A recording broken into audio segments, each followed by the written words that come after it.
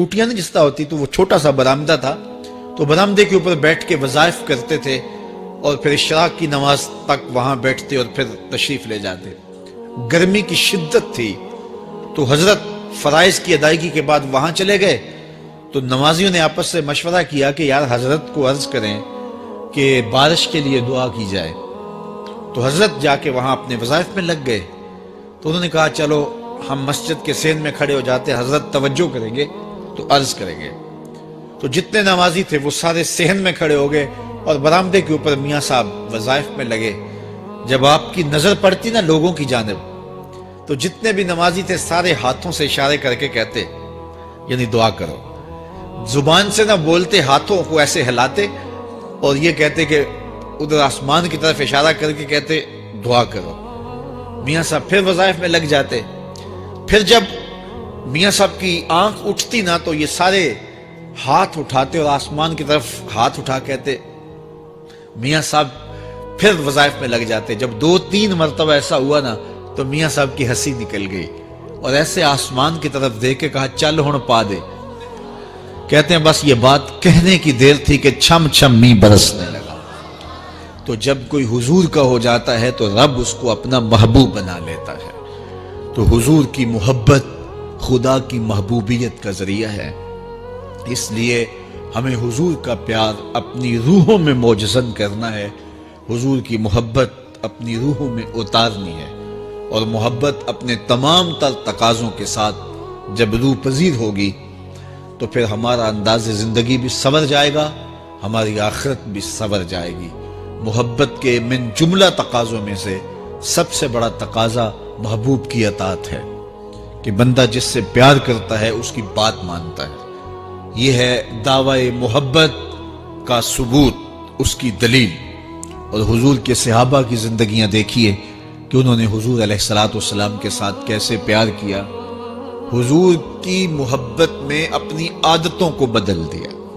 حالانکہ عادتیں نہیں بدلی جاتی، 2 سکے بھائی ہوں، رشتہ کتنا گوڑا ہے، اور ایک گھر میں پرورش پائی ہے، ایک گود میں پلے ہیں، ایک باپ کے گہوارہ تربیت میں رہے ہیں، لیکن طبائع میں اختلاف ایک فطری بات ہوتی ہے۔ ہمارے پاس لوگ آتے ہیں، 2 سکے بھائی ہوتے ہیں، ایک کی طبیعت ادھر کو جا رہی ہوتی ہے، دوسرے کا مزاج ادھر کو جا رہا ہوتا ہے، ایک سخت نرم مزاج ہوتا ہے اور دوسرے کی آنکھوں سے انگارے پھوٹ رہے ہوتے ہیں، ایک معاف کر دینے والا ہوتا ہے، ایک سخت غصیلا ہوتا ہے، ایک کی طبیعت کے اندر تلخی کی چنگاریاں ہوتی ہیں اور ایک کی طبیعت کے اندر نرمی کے پھول ہوتے ہیں۔ آپ نے بھی دیکھا ہوگا، تو یہ ایسا ہوتا ہے۔ اب اسی طرح کھانے پینے کی چیزوں میں طبائع کا اختلاف یہ فطری بات ہے، ایک کو ایک چیز پسند ہوتی ہے، دوسرے کو وہ چیز پسند نہیں ہوتی ہے۔ بعض اوقات ماں کو مسئلہ ہوتا ہے کہ یہ چیز اگر میں تیار کرتی ہوں تو میرا دوسرا بیٹا نہیں کھاتا، تو اس کے لیے بعد سے الگ سے کوئی چیز تیار کرنی پڑتی ہے کہ اس کی ڈیمانڈ یہ ہے اور میرے اس بیٹے کی ڈیمانڈ یہ ہے۔ مائیں مزاج سمجھتی ہیں، ایک آغوش میں پرورش پانے کے باوجود خون ایک ہے، گہوارہ تربیت ایک ہے، دودھ ایک ہے، لیکن طبیعتوں کے اندر اختلاف پایا جا رہا ہے۔ لیکن صحابہ کی زندگیاں دیکھیے، انہوں نے اپنی طبیعتیں بھی حضور کی طبیعت کے سانچے میں ڈھال دی۔ حضرت انس بن مالک کو کسی نے دیکھا کہ وہ شوربے سے کدو کے ٹکڑے نکال نکال کے کھا رہے ہیں، تو کہا یہ کیا کر رہے ہو؟ کہا میں نے ایک دن حضور کو یوں کرتے ہوئے دیکھا تھا۔ تو طبائع کا اختلاف یہ ایک فطری اختلاف ہوتا ہے، لیکن صحابہ نے اس کو بھی چھوڑا اور حضور کی محبت کے سانچے میں ڈال دیا۔ پھر اس چیز کا انتظار نہیں کیا کہ حضور کا فرمان کیا ہے، حضور کی چاہت پہ اپنے مزاج کو بدلا۔ اللہ اکبر۔ حضور علیہ السلام مدینہ المنورہ کی گلی سے گزر رہے تھے، ایک گنبد نما مکان بن رہا تھا، اور ایسے مکان حضور کو پسند نہیں تھے۔ تو آقا کریم علیہ السلام نے پوچھا یہ مکان کس کا ہے؟ کہا فلاں انصاری کا ہے۔ حضور گزر گئے، چہرے پہ تھوڑے سے ناگواری آثار حویدہ ہوئے۔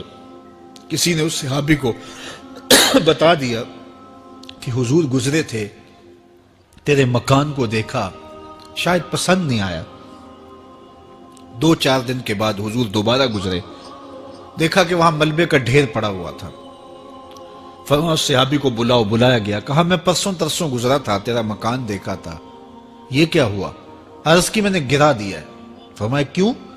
عرض کی سنا تھا آپ کو پسند نہیں، سنا تھا آپ کو پسند نہیں، میں اور آپ دیکھیں ہمارا کیا کیا حضور کو پسند ہے، سر سے لے کر پاؤں تک، نجی زندگی سے لے کے سیاسی زندگی تک، اپنے امور ذات سے لے کر کے اپنی معاشرتی زندگی تک، ہمارا کیا کیا حضور کو پسند نہیں، اور ہر وہ چیز بدل دیں جو حضور کو پسند نہیں۔ محمد دی زیارت محمد دے رنگ وچ، اے ٹھگ بازیاں جانے پیارا محمد صلی اللہ علیہ وسلم۔ میرے شیخ کامل کا ایک شعر ہے، اور وہ شعر اتنا وزنی ہے کہ اگر میرے پاس جواہر لال موتی ہوں اور میں ایک پلڑے میں ڈال دوں اور ایک پلڑے میں یہ شعر رکھ دوں تو یہ شعر پھر بھی بھاری ہوگا۔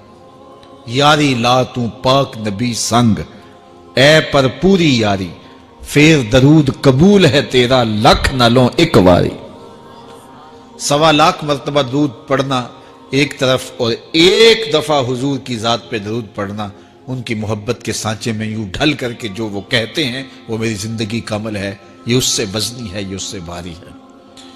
تو حضور کی محبت، حضور کے ایک صحابی تھے، وہ حضور کو ملنے آئے، اور آئے تھے بحرین سے۔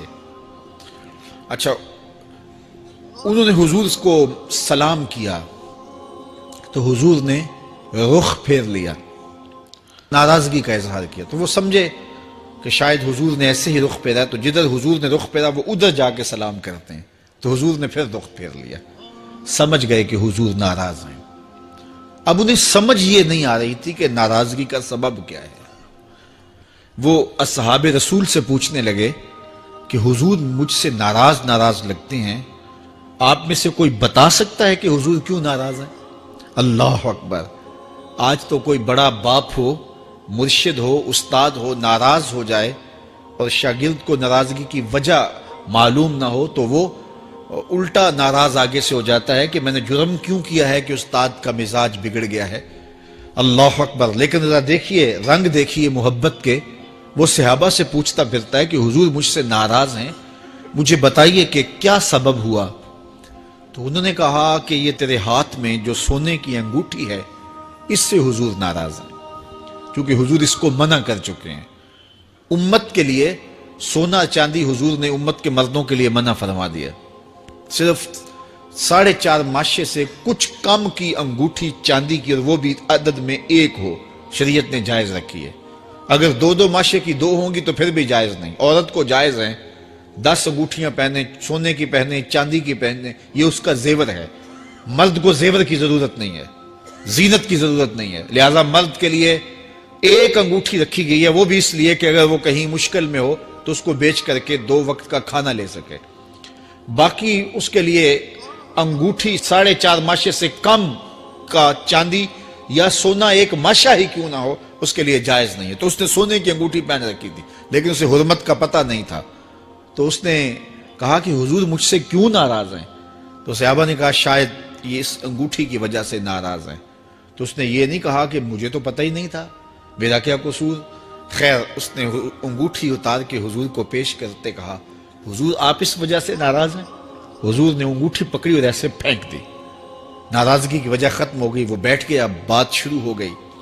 اللہ اکبر! جب سلسلہ کلام ہوتا رہا، جب مجلس برخاست ہوئی، لوگ اٹھ کے گھروں میں جانے لگے، وہ بھی اٹھا اور الٹے پاؤں سے پیچھے چلا، تو کسی نے اس کو کہا وہ انگوٹھی تو اٹھا لو، سونے کی انگوٹھی ہے، قیمتی ہے، چلو تمہارے لیے پہننا جائز نہیں، تمہاری بیوی کے لیے تو جائز ہے۔ تو اس نے کیا جواب دیا سنیے، اس نے کہا واللہ لا آخذہ وقد طرحہ رسول اللہ صلی اللہ علیہ وسلم، اللہ کی قسم میں اس انگوٹھی کو کبھی بھی نہیں اٹھاؤں گا جس کو میرے حضور نے پھینک دیا ہے۔ تو یہ تھی ان کی محبت، یہ تھا ان کا انداز۔ تو آئیے میں اور آپ حضور سے اگر محبت کرتے ہیں تو حضور علیہ السلام کا طرز زندگی، حضور کا انداز معاشرت اختیار کریں۔ کثرت کے ساتھ مائیں بہنیں بیٹیاں بھی موجود ہیں، وہ بھی اپنی اولادوں کی تربیت اس نہج سے کریں کہ وہ حضور کی سنت، حضور کی سیرت اور حضور کی اتباع کے سانچے میں ڈھل جائیں۔ زندگی کا مقصد ہی یہی ہے۔ آئے، بڑے ہوئے، جوان ہوئے، بوڑھے ہوئے، چلے گئے، ہم سے پہلے بھی چلے گئے، ہم بھی چلے جائیں گے، بعد میں آنے والے بھی چلے جائیں گے، لیکن حقیقی کامیابی اس کو نصیب ہوئی جس نے اس دنیا پہ آ کے دنیا کی زندگی کے مقصد کو سمجھا۔ ہم آئے کیوں تھے، زندگی کس لیے ہمیں دی گئی تھی۔ اکبر الہ آبادی نے کیا ستھری تنقید کی تھی، کیا بتائیں احباب، کیا کارنمایاں کر گئے، بی اے کیا، نوکر ہوئے، پینشن ملی اور مر گئے۔ یہ کوئی کام نہیں ہے، ہماری زندگی کا کوئی مقصد ہے جس لیے ہم انسان ہیں، اشرف المخلوقات ہیں۔ دیکھیے گدھا سارا دن بوجھ اٹھاتا ہے، اللہ اکبر۔ میرے صاحب نے گدھے سے بھی ایک موازنہ کیا ہے کہ سارا دن جو ہے وہ بوجھ اٹھائے اور کام کرے، اور پھر مالک اس کو غذا بھی نہ دے، وہ جا کے روڑیوں سے اور باہر سے جا کے چر کے پھر آ کے کام مالک کا کرے، مالک اس کو دے بھی نہ، اور وہ باہر سے کھا کے آئے اور کام مالک کا کرے۔ تو اگر بندہ ہو کے، انسان ہو کے اگر نہ کرے تو میرے حضور نے ایک لمبی ربائی ہے، اس میں آخر میں لکھتے ہیں تو چنگا یعقوب یا کھوتا تینوں شرم نہ آوے، کہ اگر وہ ایک گدھا بھی کام کرے، اپنی پیٹھ پہ بوجھ لا دے، اور تو اپنے مالک کے لیے کچھ نہ کرے، اور ساری نعمتیں مالک نے تجھے دی ہیں اور عزتیں اور آبرویں تیرے نام کی ہیں، اور تو اس کا حق ہی ادا نہ کرے، تو پھر کس طرح تیرے سے، تو پھر اولئک کل انعام بل ہم اضل، فرمایا تو چوپایا ہے بلکہ چوپایوں سے بھی بدتر ہے۔ تو میں اور آپ اپنے آپ کو انسان ثابت کریں، آج موقع ہے۔ سے ثابت نے اجے حواس تیرے، سے ثابت نے اجے حواس تیرے، کر لے نیکیاں رج کے تو، اڑیا رب رسول کیوں پل بیٹھوں، آ رب رسول ول پج کے تو، آئی موت ایتھے رہسن کم تیرے، آئی موت ایتھے رہسن کم تیرے، نیکیاں کر لے بھج کے تو، کی آکھ سن لوگ یعقوب تینوں، جب ٹر پیوں سر منہ کج کے تو۔ وہ وقت آئے گا جب تنیاں باندھ دی جائیں گی، جب دونوں جانب سے کفن باندھ دیا جائے گا، پھر پردہ ہٹا کے دیکھا جائے گا، پھر بند کر دیا جائے گا۔ وہ لمحے کتنے دردناک ہوں گے، وہ گھڑیاں کتنی دردناک ہوں گی۔ آج مجھے اور آپ کو اللہ نے موقع دیا ہے، تو آج حضور کی سیرت کو اپنانے کا، اپنی روحوں میں اتارنے کا عزم کر کے